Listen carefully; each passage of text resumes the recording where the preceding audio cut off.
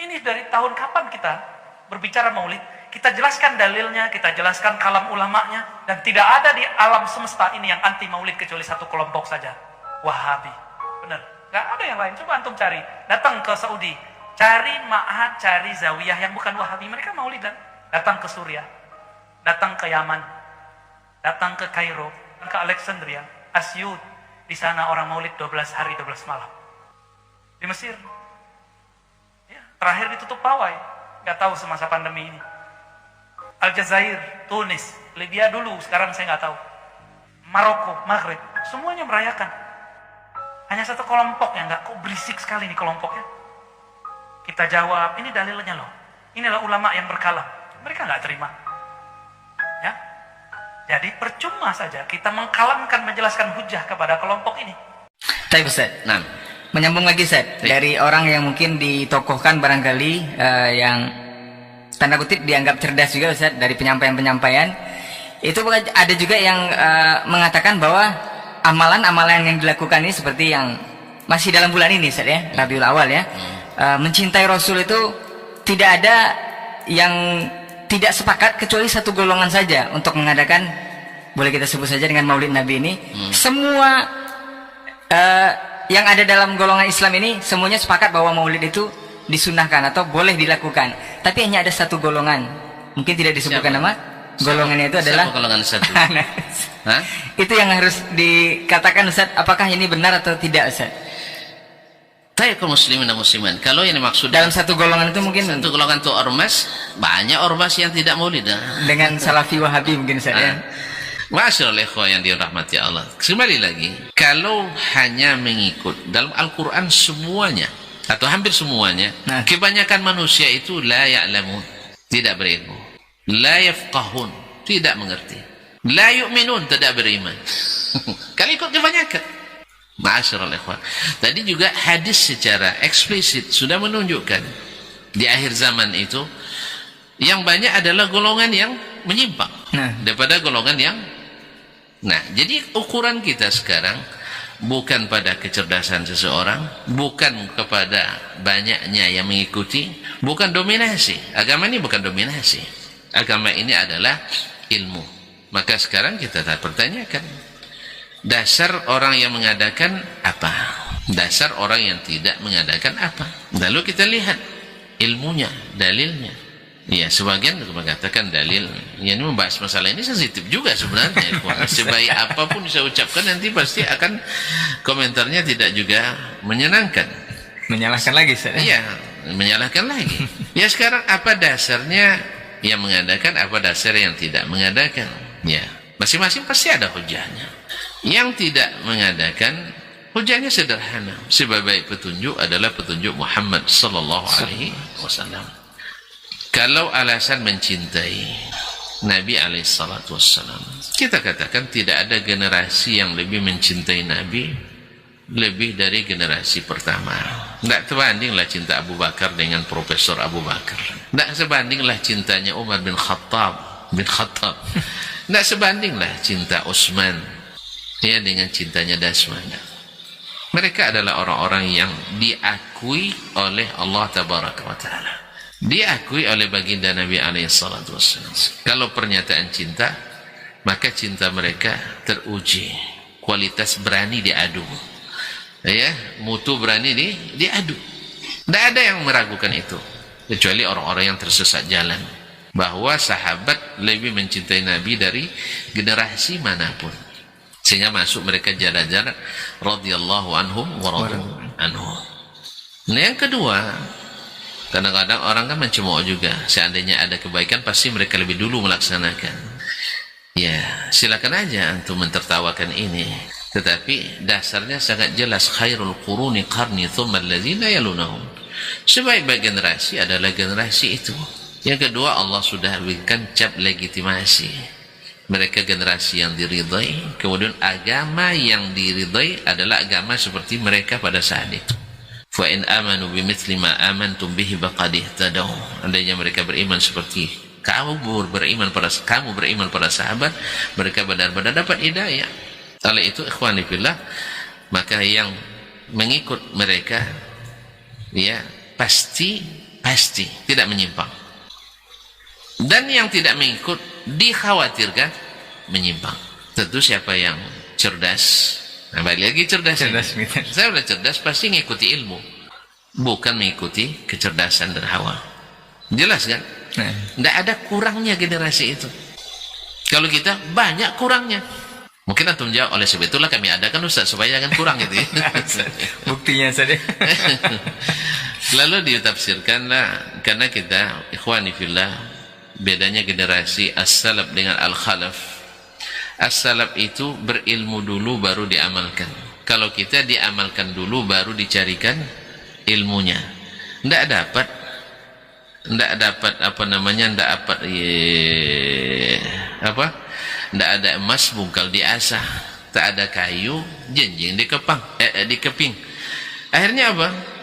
Yang tak menjadi dalil akhirnya bisa dijadikan dalil. Yang tidak dipahami oleh as-salaf seperti itu, akhirnya kita paksakan memahami seperti itu. Apa sebab? Karena tidak ada dalilnya lagi. Lalu kita kumpulkan zallatul ulama. Padahal zallatul alim, zallatul alam. Tergelincirnya seorang ulama, tergelincirnya seluruh alam.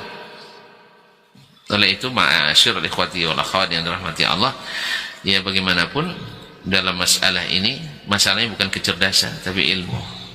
Kalau disebutkan tidak ada yang meninggalkan maulid kecuali satu golongan, mudah-mudahan ini rekomendasi nih. Ya, mudah-mudahan rekomendasi, karena memang kata Nabi alaihissalatu wassalam, semuanya, nah ini mohon maaf nih, saya tidak dalam rangka menghukum yang maulid masuk neraka, na'udzubillah, thumma na'udzubillah, thumma na'udzubillah, bukan itu maksud kita ya. Tapi karena sudah disebutkan seperti itu, mudah-mudahan kita masuk yang satu tadi, yang beragamanya persis sama dengan zaman Nabi alaihissalatu wassalam. Di zaman Nabi datang Rabiul Awal, berapa tahun itu? 13 tahun di Mekah, 10 tahun di Madinah. Selalu melewati Rabiul Awal. Oke lah, di Mekah kan masalah sulit kan? Madinah sajalah. Madinah 10 tahun kan tidak aman. Boleh katakan relatif aman, ya sudah aman sekali. Maka tidak pernah ada perselisihan dan kegalauan bila datang bulan Rabiul Awal. Tidak ada. Mereka biasa saja datang Rabiul Awal. Sampai abad kedua, abad ketiga, abad keempat, mulai terusik kenyamanan itu. Ya kalau kembali ke tadi, aman-aman, harusnya kembalikan yang aman kan gitu kan. Kembalikan ke yang aman seharusnya. Kan tadi kan kami aman-aman aja, kenapa kalian usik? Sekarang balikkan lagi kepada yang aman, yang asli. Dulu aman-aman, setelah diadakan baru tidak aman. Apalagi di akhir zaman, apalagi di negeri kita yang sangat jauh dari pusat ilmu itu sendiri. Ma'asyiral ikhwan yang dirahmati Allah SWT, hanya setiap datang bulan Rabiul Awal atau 2 bulan sebelumnya, semua dalam keadaan was-was. Ya, was-was, ketakutan. Yang mengadakan takut dihujat, yang tidak mengatakan takut difitnah, ya, dan sebagainya. Semua kekhawatiran. Nah, sumbernya di mana? Sumbernya di mengadakan atau di meniadakan? Ya, sepakatlah kita mengatakan bahwa sesungguhnya setelah diadakan baru terusik keamanan umat Islam, kenyamanannya. Kalau gitu, ya berusahalah untuk untuk menghilangkan sebab-sebab tidak nyaman itu. Nah, sebab-sebab tidak nyaman itu. Kalau untuk mencintai kan sudah ada contoh terbaik, generasi terbaik. Nah, kalau dikatakan dari seluruh umat Islam di dunia hanya satu golongan yang tidak mengatakan, ya wallahu ta'ala, apa cirinya? Tidak ada di zaman Nabi, tidak mereka buat. Tidak disuruh Nabi, tidak mereka buat. Tidak ditakrir Nabi, tidak mereka buat. Berarti man kana ala mithli ma ana alaihi al-yawma wa ashabi. Mereka yang beragamanya seperti di zaman saya dan para sahabat saya beragama. Allah Ta'ala alam. Walaupun ini klaim dianggap nanti klaim. Mudah-mudahan ini tidak dianggap klaim ya, Ustaz. Ini harapannya, Ustaz. Ya, harapan kita. Kenyataannya memang seperti itu. Kenyataannya memang seperti itu. Ya. Kalau seandainya kita temukan hadis sahih, ya, kemudian atau ayat yang sharih misalnya, bukan dipaksakan, ya apa salahnya? Kita juga sangat diuntungkan dengan itu. Bisa makan-makan, ya, bisa bikin acara dan sebagainya. Dan jangan-jangan juga ada ada hadiah-hadiah kan Jadi, tapi karena subhanallah, ya belum, subhanallah mungkin karena pemahaman kita yang dangkal ya, ya tidak ada ayat yang sharih kecuali yang dipaksakan seperti firman Allah Subhanahu wa taala, "Qul bi fadlillahi wa bi rahmati fabidzalika falyafrahu." Katakanlah dengan karunia dari Allah dan dengan rahmatnya hendaklah mereka bergembira. Dijadikan itu bergembira. Baik, ayat ini sudah turun zaman Nabi dan sudah ditafsirkan oleh sahabat dan Nabi alaihissalatu wassalam. Ternyata yang dimaksud dengan fadlullah itu adalah Al-Quran. Wa rahmatuh itu adalah agama Islam. Ya, siapa yang tidak gembira dengan Al-Quran dan agama Islam ini? Kemudian mereka apakah bergembira dengan itu dengan makna merayakan? Juga tidak. Walaupun kepada Umar dikatakan oleh seorang Yahudi, ayat dalam Al-Quran kalau seandainya turun kepada kami orang Yahudi, kami jadikan hari perayaan, katanya. Kata Umar, saya tahu kapan turunnya, di mana turunnya, bagaimana Nabi dalam keadaan turunnya ayat itu. Tapi apakah Umar menjadikannya perayaan? Juga tidak. Jadi banyaknya perayaan bukan berarti tambah syiar hidup Islam, tidak. Justru menambah beban bagi umat Islam lagi. Iya. Jadi kita kan menamakan syiar itu kan, syiar. Syiar itu apa dalilnya?